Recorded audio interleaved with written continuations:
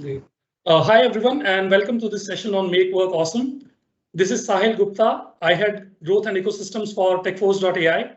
I'm really excited about today's session as I am joined by an exceptional speaker we could not have found a better speaker than her for talking about work and the future of work. She's Geeta Gurnani. Uh, she heads she heads modern work and security for Microsoft India. Geeta, we are really excited to have with us today, and thank you for agreeing to join us for this session. Just to share a little bit about Geeta's work, she has spent more than 2 decades in the technology business, having worked at companies like IBM and Microsoft. On the personal front, Geeta is a very strong champion for women empowerment, both at the workplace as well as in personal life. She has also founded two NGOs where they work towards upliftment of senior citizens and the underprivileged children. She also believes in mentoring, and she mentors a lot of startups as part of her programs and even outside. And I think Geeta, over to you. Thank you so much for joining us. And it'd be really wonderful if you can share a little bit about your journey from having started at IBM and now at Microsoft. How have these 2 decades been, and what really motivates you about your work? Thank you so much, Sahil, first of all, for the wonderful introduction. And nowadays, I'm a little overwhelmed when people say I'm 2 decades in the industry. So it's good, but that also reminds me of my age, that what I am. But I think it's been a wonderful journey, I must say. And I had played many roles, which was I started my career as a tech person, then business development to driving the P&L ownership. It has been a fantastic journey because what fascinates me that over the last 20 years, how technology have really transformed businesses, right? There was a time when we used to say that business is enabled by technology, and now we are seeing that business are transformed by technology and technologies are creating new businesses, right? So this journey has been awesome in terms of learning how industry has changed over 2 decades. And I feel I'm privileged to be part of this tech industry, which is really changing so much from business perspective. Absolutely. No, thank you so much, Geeta, for this overview. I think like you really mentioned, like there were things like technology-enabled businesses. Now, like businesses, transforming, both ways. So I think this is really becoming wonderful. So Geeta, like last 1 year or 1.5 years has been very transformational again, as we could call it. Where enterprises had to relearn how they would work, and there were new terms that kept coming up. And I think one of the very exciting trends has been the hybrid work. Especially starting from last year till this year, I think Microsoft has been playing a very key role in enabling enterprises to work in this hybrid manner. But what is your take on, the future of this trend, right? I mean, do you see organizations are better adapt at hybrid work, or do you see them, like maybe 1 year or 2 years down the line, falling back to the old ways of, working? So how do you see this trend? Basically, is it here to stay, or do you think, organizations would fall back? I definitely think it's here to stay. The hybrid work is here to stay. And I also believe this is like a biggest shift to how we work in our generation. That's definitely there. And I think it will require a very new operating model, as Satya recently called out in his blog, which is a hybrid work paradox, right? Which he said that there are few people who are seeking flexibility, but at the same time, some want to return to office and some doesn't want to return to office, right? So every organization need to think clearly about that. How will they go about enabling hybrid work? Because there is no single standard blueprint for hybrid work. It's an evolution, and an organizations have to devise it. But I think there are three things which every organization should think, and that's like in my mind a new operating model when you think about hybrid work, which is think about people, how you will go about empowering your people in the hybrid work environment. Think about places, which is how will you redesign your workspaces when people return back to offices, your meeting rooms, your sitting areas, your conversation areas. The third about processes, which is how much of the business process needs to really get automated, what needs to be really available to employees very, very smoothly when it comes to the process. So I think in my mind, this is here to stay, and people need to think on three dimensions, which is people, places, and process. And I'm just repeating, saying that there is no standard blueprint. It depends on that particular industry, that particular organization's unique need of their people. So I think every organization, in my mind, should work towards that in figuring out that what is the right blueprint for the hybrid work in their company. Absolutely. Thank you so much, Geeta. I think it's the places part of it is a very interesting paradigm that you have mentioned. Like, I think people will have to redesign their places, how people come back to offices and collaborate, right? I think previously in the previous world, when we had to when there was an idea, people would all gather in a room, think about it, thrash it out, and bring out something productive. But I think here, this whole would be reimagined as a concept. There could be 2 people in the office and rest 20 joining from their remote places. I think this is really interesting. So I think with this, the whole digital or the remote working, I think employees, let's come to the employees. I think because you also mentioned very important aspect, the people. So, even before the pandemic was there, some portion of the employee or the workforce always used to complain that, hey, we have to deal with too many solutions or tools, as we could call it. And I think with people now working from homes, I think that number has always increased. I think there's a section like over 40% people surveyed, they sort of complain that there is a digital burnout. Plus, the whole the office slash home boundaries are thinning now. Like we have to be almost available every time. So, what role do you see that? Because while at the same time we are saying the number of tools are increasing and this is kind of causing a digital burnout, but obviously there has to be technology at help, right? So, what role do you see technology playing in this thing and helping employees be more productive and reduce this burnout for them?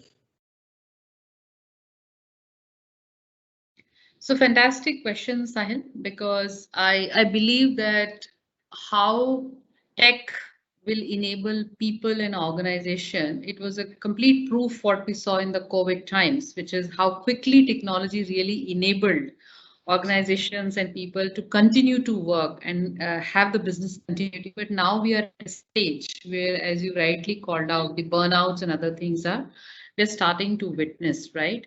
So I would say, see, in the always on, always connected work environment, the one thing which technology should start doing and should do is to deliver very privacy protected insights and actionable recommendation to improve productivity and well-being of employees. And let me take an example to explain that. When I say that very actionable insights, what you call out to the people, I think if I can come back to you, Sahil, and tell you that in last 1 week, Sahil, you haven't taken about, let's say, the required breaks in between in your day. So then definitely it will trigger a discipline in you that you start to slot some time for yourself, right?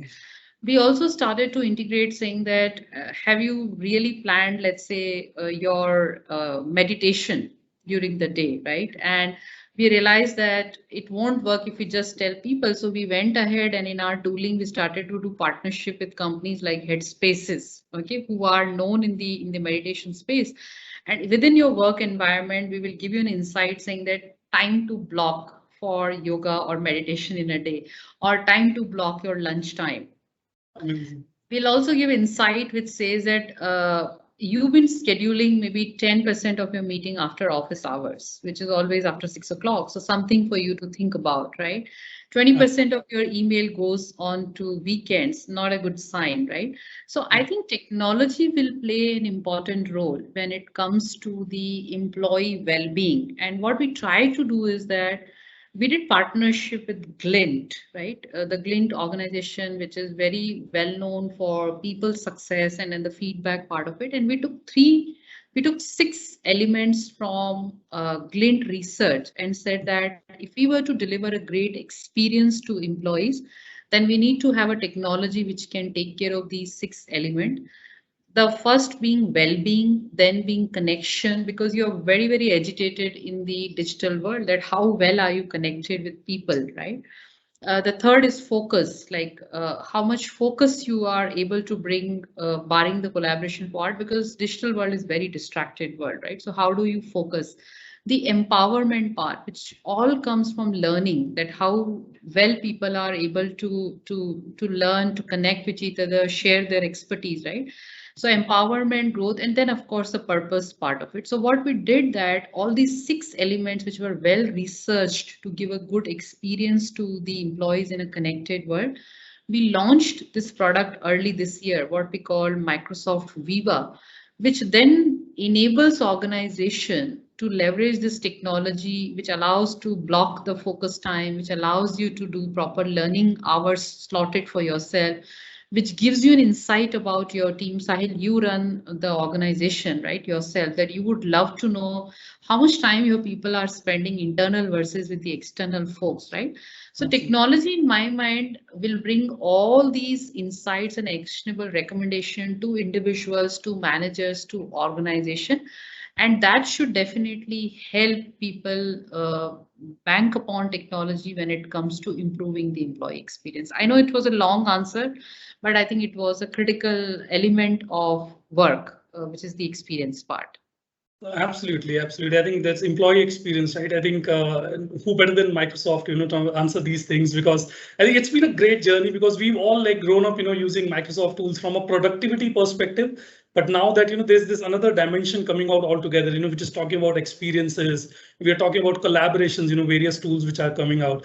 I think this brings us to probably our next question in that sense, that how about like how can organizations plan, their upskilling and learning for their employees who are remote now, especially as part of the modern work approach at Microsoft, what are these new things, how enterprises can better equip themselves and their employees, to work in this remote but slash, 24/7 connected world.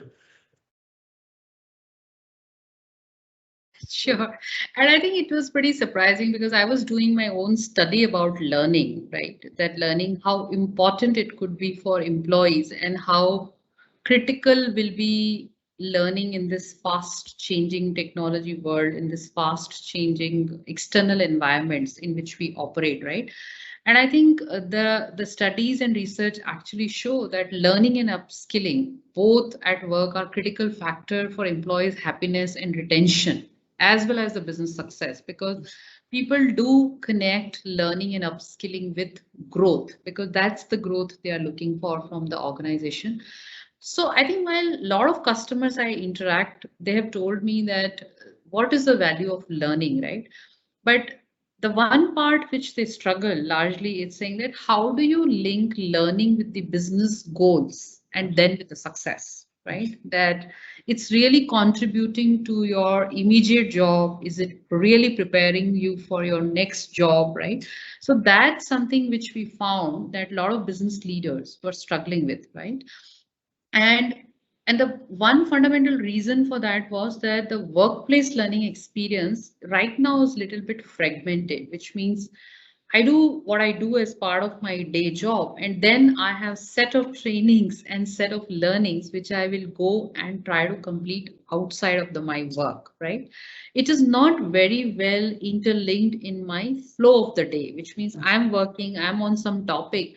Why doesn't my tool just throw me and say that, okay, while you are having this conversation with Sahil on hybrid work, have you looked at the latest blog which we released, or have you looked into the latest research from the Glint, right?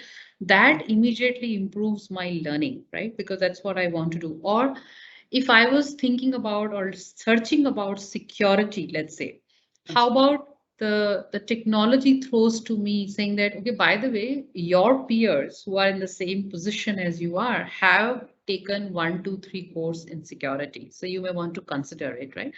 So I believe that the learning upskilling would be critical, but since you asked about our approach at Microsoft, what we're trying to do, and that's a very big shift in my mind, is that how do we bring learning in the natural flow of the day for the people, right?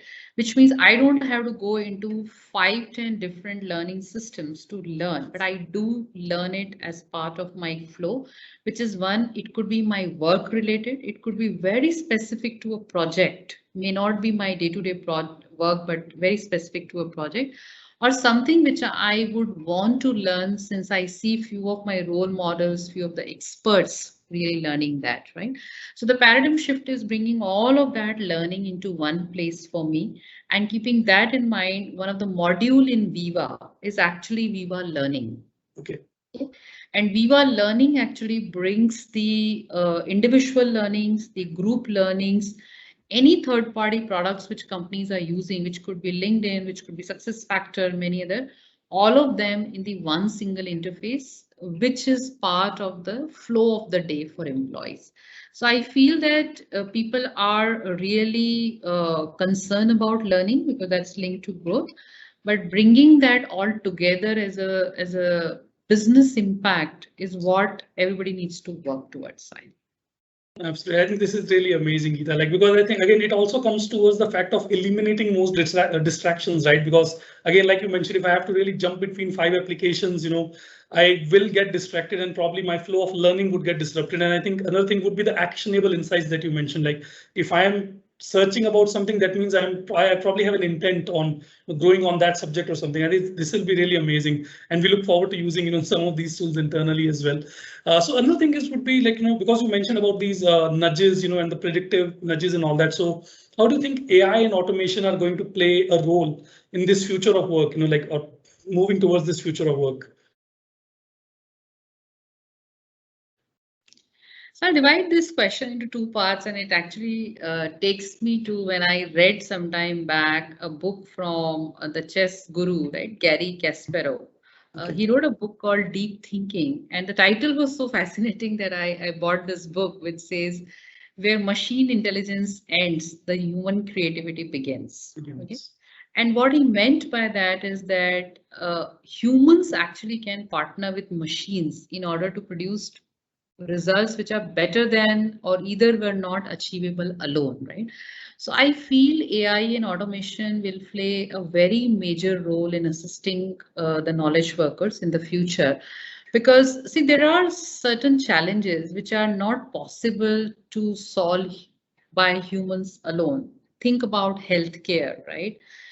Think about even the work you folks are doing in the AI space, where you can figure out anomalies sitting into the various POs, various invoices, or various healthcare documents, which was not possible with human eye, right? I don't think so. It was a question of bias alone, or it was a question of human intelligence. It was just humanly not possible to process that much elements of data, right? So I think we have lot many bigger challenges which we can solve if we start to bring AI into the automation world, or club the AI in automation in solving the business problem. So definitely I see that it has a critical role to play. But I think one thing which we should also think about is that if AI is taking care of the mundane task, right, or the conventional task which a machine can process much faster and can do much faster, I think we are freeing up knowledge workers to solve better creative challenges. Absolutely. Rather than investing their time and energy in doing the simple task. So I see that AI and automation should free up the human or the knowledge workers in playing at their true potential while taking away from them the all mundane task what it is, and bring and maybe bring a better bridge between humans and machines is what the onus lies between the knowledge workers in instrumenting this across the organizations. Definitely, I think this is really interesting insight. So I think Geeta, you recently quoted a very interesting, I would say, words from Satya, where he mentioned about the organizations have to now move from the ERP to the EXP, right? I think ERP has ruled enough, and now it's time for the EXP. So, and I think probably we'd like to have your comments more on like future of work. So how do you imagine the future of work, or people working in 2025 and beyond? So any thoughts from your side on that? I think, see, the world is changing very, very fast. So I think I will only say one thing, which is for sure, which is whether it's 2021 or 2025, we as a company are definitely committed to building the experience that actually put everyone on equal footing, right? That's the endeavor we have. And the future of work is definitely collaboration without compromise, which means wherever, whenever, that choice should exist with people when they're thinking about the future of work. When I think of Satya's quote, I think what he spoke about was that there was a time when people had accounting softwares, finance, invoices, so many softwares to deal with, and everything then came together as ERP to Absolutely. unify that experience. Think about employees today, which is learning in a separate place, collaboration in a separate place, and then actionable in a separate place. So if we can bring all of that together for employees and think about employee experience as a number one priority, because in a hybrid environment or in any case, I think for every organization, productivity is a number one challenge which people deal with. So facilitating that through experience will be important. So I will just reiterate saying that the future of work is collaboration without compromise, wherever, whenever. Absolutely. Thank you so much, Geeta. And this is a very interesting quote, and we love to use this as well sometimes for our internal prospectings as well, and obviously motivating the teams as well. I think today the companies, as they hire people, like these are the expectations now from the people, right? I have the talent, but I cannot, move to your location. So I think and companies are also benefiting from this kind of an approach, like, because we have access to global talent now without any location constraints or anything. So thank you so much, Geeta, for these insights. I think now just come to maybe some of the fun part about this conversation. So you mentioned about a very interesting aspect of like automation taking away a lot of our repetitive and mundane activities. So just speaking with a business leader like you, like so, if given a choice, like which are the two things that you feel are part of your day-to-day work routines, and if automated, you'll be really happy about. So if you can just pick out two tasks from your work. I kept thinking, and I thought on the lighter side, I would say I want to outsource my exercising to my digital assistant. And even I would vouch for that. I think I want that as well. But just coming back to this, I think the one thing which I would want my digital assistant to do is that there are a lot of times I have to approve, right? I have to approve the bills and invoices of the people, right? Just to do a check. I think I would definitely want my assistant to do all those checks and balances for me and then just approve it. I don't want that to happen. The second, I think, which has started to happen, but I'm yet to explore that fully, is that scheduling my meeting with external parties to figure out, because internal it's pretty easy. I know their calendars and all, but with external folks, I think it should just take care of it, doing back and forth, figuring out coffee slots and just setting up the meetings for me. So I believe those are the two things which I would definitely want my digital assistant to do for me. No, absolutely. I think the two highest use cases as well, like, setting up meetings has become a big challenge these days. And because when you look at anybody's calendar, it's like completely crowded. How do you find a room in somebody's calendar is a big pain today. So I think that's really interesting. So again, let's say if you had an assistant like this, we know Microsoft is, has a lot of options like, but if you had a personal assistant like this in the digital world, what would you like to call it? I would like to call it Eva. Okay. Oh, And okay. this comes from my favorite movie, Wally, which had Eva means giver of life. So I definitely would want my digital work assistant to be giver of my life, and I will call him or her Eva. Absolutely. I think this is really exciting because I think that Eva also saved a lot of people's lives, in the movie. It brought us back to earth in that way. So I think that's really exciting. So let's say, you're getting this gift of time now. Let's say you have Eva in your desktop and it's taking care of, a lot of your work, and you're able to save those 1 or 2 hours, every day or every week, let's say, and we know that you're a big giver to the community, right? So what would you like to do with this gift of time, right? Like, so you have these 1 or 2 hours every week now. So what would you like to do with that? So I'm going through a few interesting shifts in life right now, Sahil. And I was thinking that if I get that gift of 1 or 2 hours, I actually want to invest few time in unlearning few stuff, because there is a very less time available for us to unlearn few set patterns and think from scratch and challenge our own hypothesis, right? Because in the time constraint, we keep building on our previous experiences past, but we don't unlearn. And I was just thinking when you asked this question that if I had that time, I will actually want to unlearn few things and say, guys, I have to change this 1, 2, 3. And then from there on, probably apply a complete new thinking of either solving a problem, dealing with people, looking into my business.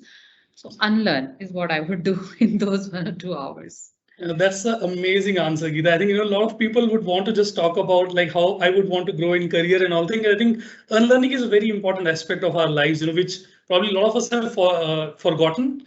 Like, every time we just, like you mentioned, we just try to heap on new knowledge on us and feel like we are growing. But I think, yes, like you mentioned, unlearning is a very important aspect of that. And I think that's something I take from this, discussion today, that I would also like to spend some of my time unlearning a few things, because otherwise I'll keep on creating a lot of biases which are not needed in life. I think, and that would help all of us, I think, grow tremendously. Thank you so much, Geeta, for this, amazing conversation. And we know that the world is still not that open. But I think whenever things open up and, people are more free to meet each other, we love to meet you in person as well. As we collaborate, so well with Microsoft, I think we'd love to get more insights from you and keep this discussion going in the physical world, maybe sitting on a coffee discussion sometime. Thank you so much for your time, Geeta. Anything, any last advice that you'd like to, share with all the speakers who will be going through this session later on? I would just say, Sahil, thank you so much for having me here. And I think it's an amazing initiative what you're doing, because making work awesome, or what really brings you every day to work, is very, very important for everybody. And I hope your series will invoke a lot of thought process, a lot of discussion into people, that how do we really want to look at work in the coming future, as you are calling out from a work perspective, to balance out, I think, people's life and the work as a first part, taking care of their well-beings, taking care of their experience. So I would be actually looking forward to your series and listening to the series. Thank you so much, Geeta. Thank you so much. Thank you so much for being a part of this discussion today. Thank you so much.